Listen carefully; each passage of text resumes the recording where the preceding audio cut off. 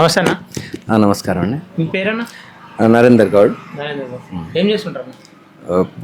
నేను BJP mandal general సెక్రటరీని. BJP. BJP అండి. ఎట్లా నడుస్తున్నారు ప్రచారం?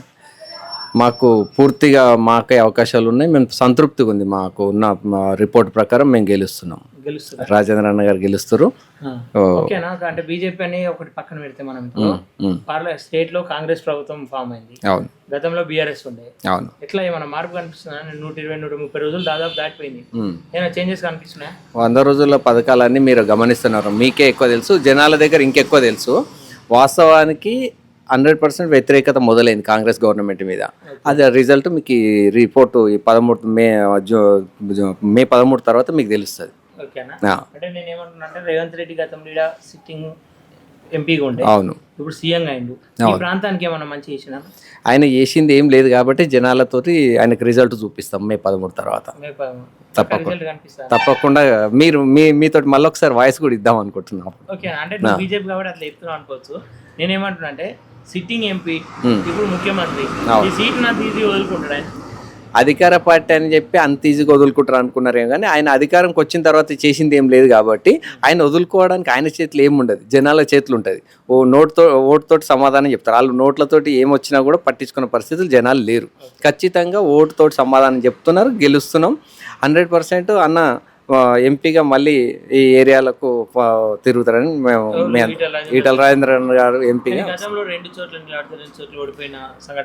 అవును. ఇంత పెద్ద పార్లమెంట్ ఇది, అంటే పెద్ద పార్లమెంట్. అవును. ఇంత పెద్ద పార్లమెంట్ ఎట్లా గెలుస్తాను? అక్కడ వచ్చి డబ్బుతోటి చేసిన, కేసీఆర్ అధికారంతో చేసిన, అక్కడ జనాలలో సానుభూతి కోసం సావులతోటి జనాలను సానుభూతితోటి పొందిన అప్పుడున్న పరిస్థితులు వేరు. ఇప్పుడు పూర్తిగా దేశం మొత్తం ప్రధానమంత్రి మోడీ గారిని కావాలని కోరుకుంటుంది. దేశ రక్షణ కోసం ప్రపంచంలో మన దేశం ఉన్నత స్థాయిలో ఉండాలని కోరుకుంటుంది. దాంతోపాటు ఈటెల రాజేంద్ర అన్న గారికి ఈ రాష్ట్రం మొత్తంలో కూడా మంచి పేరు, మంచి సానుభూతి ఉంది. ఆయన చేసే పనుల వల్ల ఆయనకి ఎటువంటి లేదు, ఇబ్బంది లేదు. ఆ ఉద్దేశంతో జనాల దృష్టిలో దేశంలో మోడీ కానీ, మా దేశానికి మోడీ ఎంత అవసరమో మల్కాజ్గిరికి ఈటెల కూడా అంతే అవసరం అన్న ఉద్దేశంలో ఉన్నారు. అది ఆ రిపోర్ట్ మాకు ఉంది. మేము పనిచేస్తున్న ప్రతి చోట మాకు పాజిటివ్ రెస్పాన్స్ ఉంది. మంచి రెస్పాన్స్ తోటి మంచి మెజారిటీ తోటి గెలుస్తాం. అవునండి. కాంగ్రెస్. అవును. వాళ్ళు కూడా ఇంత గతంలో ఈ ప్రాంతానికి సంబంధించిన వ్యక్తులు అని చెప్పేసి వాళ్ళు చెప్పుకుంటారు. ఇటు రాగి లక్ష్మారెడ్డి నేను లోకల్ అని చెప్పి చెప్తున్నాను, ఈటల నాన్ లోకల్ అని చెప్పి చెప్తుంది. అంటే ఇప్పుడు లోకల్ ఇక్కడ ఎవరు నాన్ లోకల్, ఎవరు వైపు ఉండాలి? ఇప్పుడు ఈటల రాజేంద్ర గారు నాన్ లోకల్ అనడానికి హక్కే లేదు. ఆయన రాష్ట్ర స్థాయిలో ఎప్పటి నుంచో అందరు జనాల కోసం, బడుగు బలైన వారి కోసం పనిచేస్తున్న వ్యక్తి అని అందరికీ సానుభూతి, అందరికీ ఆయన మీద ప్రేమాభిమానం ఉంది. సో ఆయన 30 సంవత్సరాల నుంచి కూడా ఇదే ఏరియాలో, ఈ పార్లమెంటరీ నియోజకవర్గంలో, ఈ అసెంబ్లీ నియోజకవర్గంలోనే ఉన్నాడు ఆయన స్థిర నివాసంతో.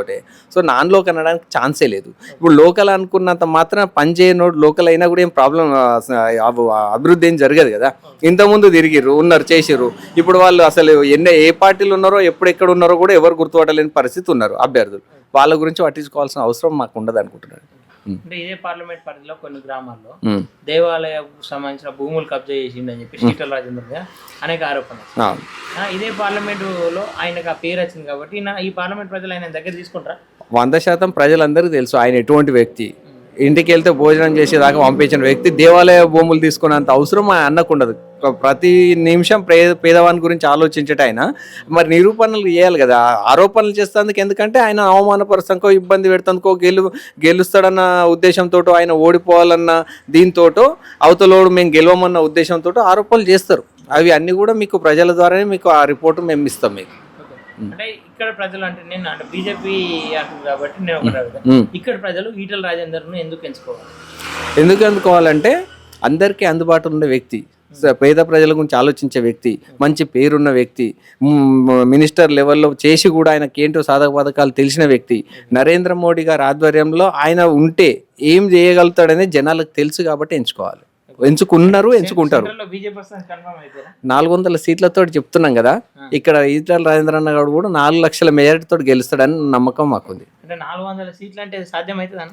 100% సాధ్యమవుతుంది. ఎందుకు అంత నమ్మకం? అంత నమ్మకం దేశ ప్రజలందరికీ ఉంది మోడీ గారి మీద. ఇక్కడ పార్టీలకు అతీతంగా మీరు నమ్మకపోండి, పార్టీలకు అతీతంగా వాళ్ళంతా కూడా స్వచ్ఛందంగా వాళ్ళు తెలియజేస్తారు మాకు. ఎందుకంటే ప్రత్యక్షంగా తిరగకపోయినా కూడా పరోక్షంగానన్నా మాకు సహకరించే పరిస్థితులు ఉన్నాయి వాళ్ళకు. ఎందుకంటే దేశ భద్రత ముఖ్యము.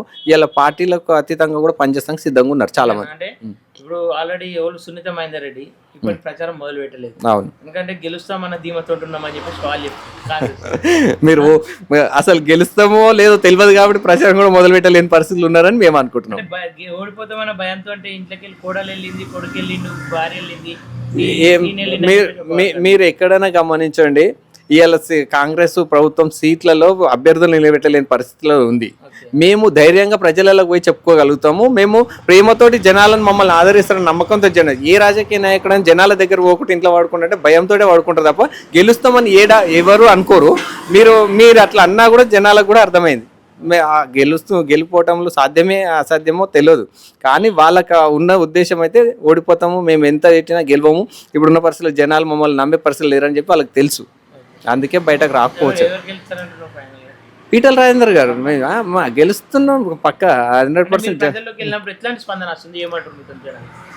ఇప్పటి వరకు మోడీ చేస్తున్న పథకాలు కానీ మోడీ చేస్తున్న పనులు కానీ ప్రతి పేదవాడికి చెందేలా ఉంటున్నాయి కాబట్టి ఇప్పుడున్న జనాలకు అక్కడ మోడీ ఉండాలి, ఇక్కడ ఈటల రాజేంద్ర గారు ఉంటే బాగా న్యాయం జరుగుతుంది అని చెప్పి భావిస్తున్నారు.